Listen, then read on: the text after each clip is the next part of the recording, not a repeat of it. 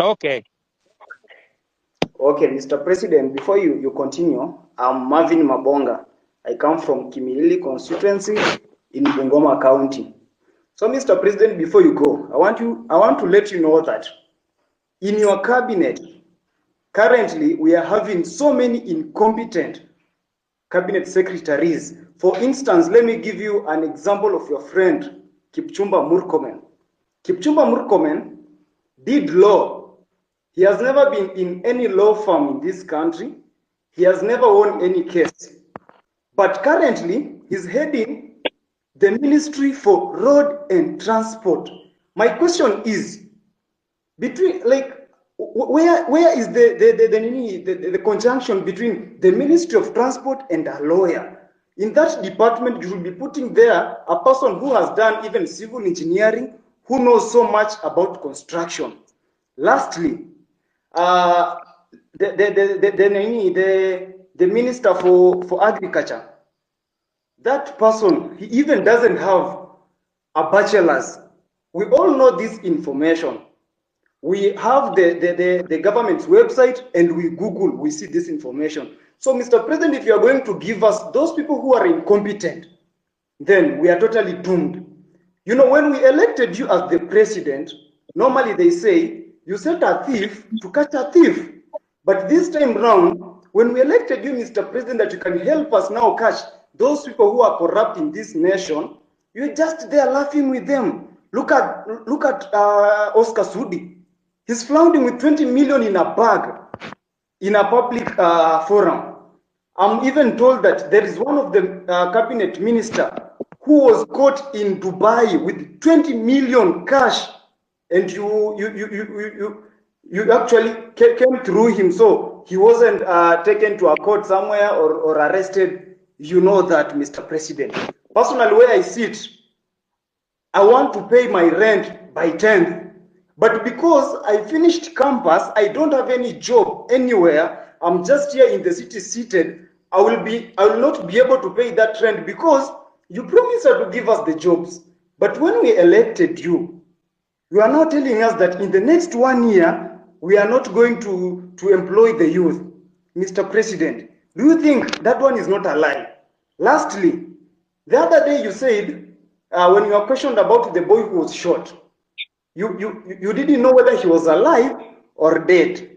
But now you know that the person who shot that boy is not the police officer. Mr. President, do you think that is a reality? That one is not a reality. I'm very angered person because every time we get to those public offices, we are treated like trash. And that's why the other day I was even on the forefront. You can watch the videos. I was on the forefront in those protests to demand for my right. And now here, Mr. President, you are just taking us through the corners. You are not even going straight to the point.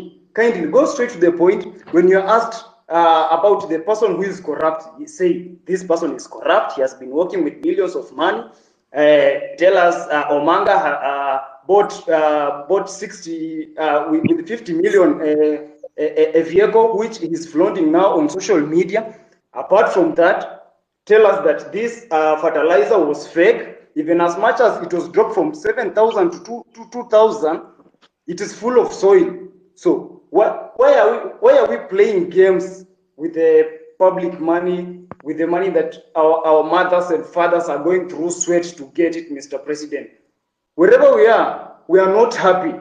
And of course, if these things are going to happen this way, then come 2027, we are going to come out in large numbers, Mr. President. We'll take votes and we'll take those people home, including you. If at all you're not going to fight for our own rights as your people in this nation. Thank you so much. I'm very angered, Mr. President.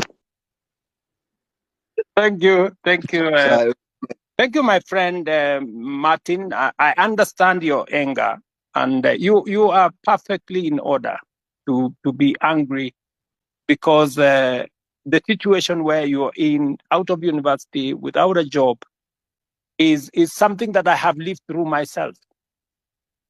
In fact, when I finished university, I did not get a job until I was elected as a member of parliament. But that's not for another day. But let me tell Martin that next week, for example, as part of our housing program, just hold on, as part of our housing program, we will be hiring 3,600 professionals like yourself. I want to challenge you, Martin.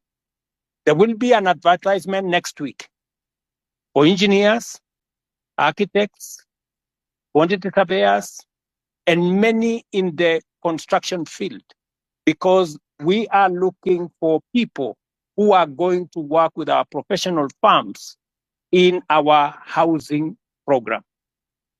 Let me also tell you, Martin, that we need to separate the issues that are correct and the issues that are fake news.